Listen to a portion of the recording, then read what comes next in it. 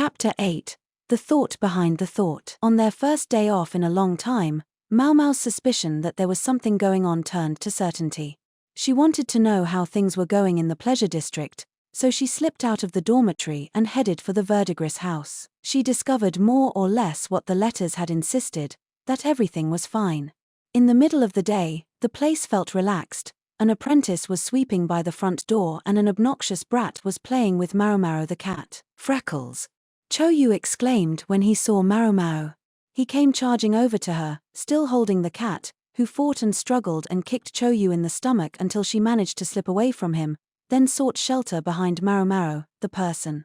So at least she still remembered her. Maomao plucked the creature up and ushered her over the fence, where she ran off. That was one fickle furball.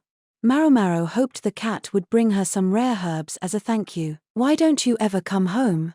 Choyu demanded. "Because I'm working. I don't have much choice." Choyu looked like he was about to cling onto her, so she stuck a hand against his head to hold him back. Chem. Was it just her, or had he gotten taller? And his skin was more tan, maybe because he was outside playing every day. His front teeth had even straightened out, making him look markedly less dumb. "Is Seizan around?" Maomao asked, glancing about in search of the apprentice apothecary. "Yeah. He's with the one-eyed guy right now." So Kokuyu was here too. Maomao made her way to the apothecary shop, which occupied a space rented from the verdigris house, greeting familiar courtesans in passing as she went. She could hear voices from inside. "That's right. You need to make sure you grind it to a very fine powder. If you get the amount even slightly wrong when you make the pills, they won't be as effective." "Okay." Seizan was pulverizing something, Kokuyu giving him diligent instructions. It was great that they were doing their jobs, but when she got a look at the two of them in the shop, her opinion quickly soured. It was hot, which explained why all the doors and windows were open, but that caused problems of its own. Several courtesans grinned as they watched the two men hard at work in these close quarters. Kokuyu could be downright attractive as long as he kept the scars on his face covered, and while Seizan's appearance was unremarkable, he couldn't be called ugly. "Those ladies are rotten to the core," Maomao thought. There were plenty of women out there with an enthusiasm for male-male love. The verdigris house didn't trade in male-male prostitution, so Maomao was sure the women were enjoying this. She marched up to the two men, who seemed to have no idea that they were the source of such entertainment.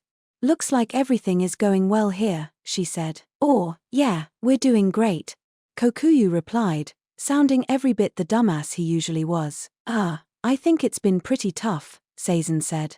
He could barely keep the resentment off his face. "I'm so glad you're not having any problems." "Hey, aren't you listening to me?" Seizan wailed. Well, wasn't he the one who'd written to her that everything was fine? Or had the old lady forced him to say that? Maomao knew that asking him about it would only get him started on a litany of complaints, so she decided to ignore him. Seizan could be so stubborn. Maomao looked around the shop to make sure everything was in order, taking a quick survey to see if anything was out of stock or if there was anything there that shouldn't have been. "What are these?" she asked. There was something resting on the medicine cabinet, and they weren't medicine. In fact, she had never seen anything quite like them. They looked a bit like thin rice crackers. Some sort of snack, maybe. "Oh, those. That's my latest experiment," Kokuyu said, taking one of the crackers and sprinkling some crushed medicine over it. "People can take their medicine by sprinkling it on one of these and eating it. Or they can soften it up in water and then put it inside." That's novel. Maomao was legitimately impressed. An old saw had it that the best medicine for the body was the worst on the tongue, and one reason some people avoided medications was sheer bad flavor. Maomao sometimes got people to take their medicine by advising them to mix it with honey, but honey itself was a luxury item. If there was a way for people to take medicine without it ever touching their tongue, no one would have to worry about the taste. "Aren't these a little large to swallow, though?" Yes, they are. Can't recommend them for children or the elderly. They might choke." He shook a pitcher of water as if to emphasize it was available. "I hear people take medicine this way all the time in the West. They say the people there have more saliva than we do." "Really? You're very knowledgeable." Maomao's eyes were starting to shine. Kokuyu could look like a real dumbass, but he did actually know a thing or two about medicine. He certainly had strong basics. She could tell that from listening to him instruct Seizen. Where did you learn your medicine, anyway, Kokuyu? She asked. You can't possibly be entirely self-taught? Ha ha ha. The person who took me under their wing, they came from a western country. Golden hair, thick fur all over their face and body. Were they from Shao? Charem, farther west than that, I think, he said. That was enough to intrigue Maomao. Do you speak their language? Just a tiny bit. And where is this person who raised you? She'd like to meet them if she could. Oh, they're gone now. This is what got Kokuyu said, pointing to his smallpox scars. I see, she was sorry to hear it. It wasn't uncommon for doctors to contract an illness and die. In fact, it happened all the time. They spent more time with sick people than anyone else. Seizen, who'd been completely left out of the entire conversation, nudged Maomao. I'm sorry to interrupt when you're having such a nice chat, he said, but they're asking for you. He pointed outside, where she saw the madam and Lahan waiting. As so often, Maomao found herself in a private room designed for private conversations. The madam always provided accommodations in line with the potential for profit she saw in a visitor. It was one of her more amusing traits. Today the snacks she provided were on the high side of average. Incidentally, when Lahan's father visited, she put out only tepid water in a chipped teacup. At least she no longer chased him away with a broom. I heard you were off today, so I thought you might be here. My good luck, here you are. Good luck, sure. I know you checked before you came, Maomao said. Lahan would never have done something like this without making the proper preparations. But anyway, forget the niceties and get to the point, if you would. I'm busy. Busy what? Chatting, maybe. But talking with you always just feels like a waste of time. Tone. I am your honored elder brother, and you should speak to me as such. Maomao was tired of this banter. She was eager to move things along. I know why you're here. It's about that thing you wanted with the medical assistants, right? How nice that we're on the same page, Lahan said. He was a very careful man. No doubt he'd looked into Yarrow's and Ianien's backgrounds, acquainted himself with their personalities, and had seen no cause for concern. Yet he still wasn't willing to trust them with the true heart of the matter. I still have questions about the examination you're to perform on the Shao Shrine Maiden. Such as? Maomao asked. Such as, supposing the Shrine Maiden isn't the Shrine Maiden? If you get my drift. She did not. Don't act all coy. Just tell me what's going on. Maomao picked up a steamed bun and bit it in half. The filling was sweet and sticky. She tsk'd and put the remaining half on Lahan's plate. Maomao didn't much care for sweet things, but unfortunately for her, the madam didn't much care what she didn't much care for. She was out to please Lahan. You heard what the consort said, only a woman who hasn't menstruated can be Shrine Maiden. Yes, I heard her, but there are women who go their entire lives without menarche. It was unusual, but by no means unheard of. Lahan, however, said, yes, but has such a woman ever had a child? That stopped Maomao cold. She frowned in surprise. That would turn everything on its head, wouldn't it? Lahan said. When was this? Maomao asked. There was a time when the Shrine Maiden was feeling indisposed and left the capital of Shao in order to recuperate elsewhere. That was about 20 years ago, and she returned from her convalescence only a few years back. Right when consort Eileen was serving as apprentice Shrine Maiden. Apprentice Shrine Maiden. Maomao assumed that if Eileen had been an apprentice, she had been preparing to become the actual Shrine Maiden. Meaning that if the current Shrine Maiden hadn't been there, Eileen could well have filled the position herself by now. Maomao tried to remember when it was that the painter had seen the beautiful, pale woman. There weren't that many people who fit his description, but a traveling painter wouldn't ordinarily have been able to lay eyes on someone as august as Shao's Shrine Maiden. If she were away recuperating in the countryside, though, then it might make sense. And if, during her recovery, the Shrine Maiden had borne a child, what are the chances of a pale woman giving birth to a pale daughter? Lahan asked. Higher than one being born to a non-albino parent, I would assume, Maomao said. If the father were also albino, a pale child could be almost guaranteed, but even if it were only the mother, it was a distinct possibility. If the shrine maiden had indeed given birth to a child, that would give rise to a whole host of questions. You're suggesting this child was the White Lady? Lahan grinned. The expression was unsettling on his face. I can't say for certain, but it would make sense, wouldn't it? We have the White Lady under lock and key at the moment, but one thing she won't do is tell us whose orders she was acting on.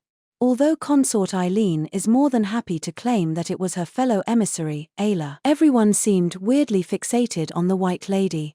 You're saying Lady Eileen saw this baby when it was born? Maybe that's why she's turned to us. The White Lady, for whatever reason, had been running amok in a foreign country. Xiao wouldn't find that any more politically congenial than Li did. Some people, however, might be personally pleased by it. Just to be certain, the political enemy who chased Lady Eileen out of her home, it's not this shrine maiden, is it? If it were, that would explain a few things itself, Maomao said. Eileen claimed that Ayla was behind everything, but what if she herself was the one pulling the White Lady's strings, stirring up trouble in neighboring nations in order to bring down the pale shrine maiden whose position she begrudged? Ensuring that the shrine maiden wouldn't be in the way when, sooner rather than later, Xiao had to rely on Li for help. Maybe Maomao was being asked to find out whether the White Lady was the shrine maiden's daughter because such knowledge in itself would be a powerful trump card. She shook her head. Maybe I'm just overthinking things. But why, then, was she being asked to investigate this? For the time being, I'm acting on the assumption that consort Eileen is telling the truth, Lahan said. I don't think she's hostile toward the shrine maiden, but she does want to find out whether the woman is hiding anything. Quite simply, she may be thinking that when the truth comes out, it will provide leverage she can use to get the shrine maiden on her side. She claims Ayla unleashed the White Lady in order to undermine the shrine maiden, so she may well feel that the enemy of her enemy is her friend. It's amazing how easily such unsavory things roll off your tongue. Governments, however, were not monolithic. They could, one might say, be trilithic or even quadrilithic. The politically ousted Eileen might be willing to use any available means to get her revenge. She certainly didn't seem that way when she was here last year, though. The two emissaries had come dressed in matching outfits, looking practically like twin sisters. Could so much have happened in just a year? Are you sure you're not just helping Lady Eileen because you have a soft spot for pretty women? Maomao asked. What a thing to accuse your honored elder brother of. She decided to ignore that. She didn't have time for this. In politics, you never knew who might become your enemy or when. Perhaps Eileen had entered the rear palace because she knew Li had apprehended the White Lady. If she succeeded in bringing the shrine maiden into her fold, did she mean to go back to Xiao? This is all so complicated. There were so many questions, so much room for doubt. Would she really share the truth about the White Lady so readily with someone from another country, even if it was to get the shrine maiden on her side? Didn't it stand to become a major headache for Xiao? I guess she has her own reasons. Even Maomao, who was not a political animal, understood one thing. Li couldn't just go executing the White Lady. That had to be her starting point for everything. Lahan, thankfully, appeared to realize what she was thinking. You don't seem to see what I'm getting at. Let me put it this way, if the White Lady is the shrine maiden's daughter, then as long as we have her in our custody, we have leverage over the shrine maiden and we have a check on Ayla, who chased Eileen out of Xiao. The White Lady was the key to the current international situation. Maomao frowned. You understand why I can't speak of this to anyone else. Presumably meaning Yao and Enen. That's no excuse for dragging me into it, Maomao said. She had half a mind to break his stupid spectacles. I was really worried about what I would do if you didn't pass our test. I guess I would have had to go to the Sui noble, but given her position, the hassle involved would have been unimaginable. Maomao guessed he was referring to Sui. Making use of someone who was no longer supposed to exist would require a false identity. They could claim she was the daughter of some bureaucrat or other easily enough, but her real origins could still come back to haunt them, not to mention that she'd been a regular visitor to the medical office in the past. Everyone would be surprised, at best, if a woman who had died were to come back to life. Maomao was concerned about what status she would be given as a result of this most recent test. She had urged them from the first simply to treat her as Luorman's adopted daughter. Now that he was a proper member of the medical staff, there should be no problem. So, what You want me to go to Shao this time? It was hard enough getting to the western capital and back. Maomao had practically lost track of how long the round trip had taken. That's one thing you don't have to worry about, Lahan said, munching on the other half of Maomao's discarded bun. The maiden is coming here. She's what? Maomao nearly yelled, startling Lahan so badly that he choked on the bun and had to swig some tea. What do you mean, coming here? If she's sick, you can't make her travel all that way. She rubbed her temples. Lahan wiped some tea away from his mouth with his hand, then held out the hand imperiously to stop her. That's politics. Li is as much a factor in Shao's thinking as Shao is in ours. Naturally, they would want a presence at a major ceremony. Major ceremony? Haven't you heard? With Empress Gyokuyu now His Majesty's legal wife and her son next in line for the succession, her family is to be officially granted a name. From Shao's perspective, that would mean a strong clan with direct ties to the imperial family right on their border. They wouldn't want to come off looking second best. Right. He was talking about the young prince's formal debut, an occasion significant enough that emissaries from other countries would be present. His Majesty's other sons have been too short-lived, Maomao reflected. All of them had died before such a ceremony could be held. Then again, the current prince was less than a year old. There may have been political considerations in presenting him this early. I grant the journey's not a short one however you make it, but Shao has a major sea route. If you can go with the seasonal wind, it's much faster than making the trip by land, Lahan said. I'm still not sure. If anything were to happen to the shrine maiden while she was abroad, it was easy and worrying to imagine responsibility being foisted on the host country. Hosting foreign dignitaries always carried such risks. The dignitaries' political enemies might even see such moments as opportunities. If things went well, however, it would result in stronger ties with Shao. I know you might not want to do this, but you have to. That's why I'm here, asking. Maomao fell into a sullen silence, sipping her cold tea. She'd heard enough that she could no longer pretend to ignore the situation. Incidentally, this was Master Jinshi's idea. That bastard, Maomao thought. The words came dangerously close to making it out of her mouth, but she somehow forced them back down. With his social status being what it was, Jinshi couldn't personally involve himself in just anything, but Maomao wished he would spare a thought for those he troubled in his stead. I assume I'll be compensated for this work, Maomao said. Leave the negotiating to me. Lahan thumped his chest, the light glinting off his spectacles. If nothing else, Maomao knew she could trust him with this.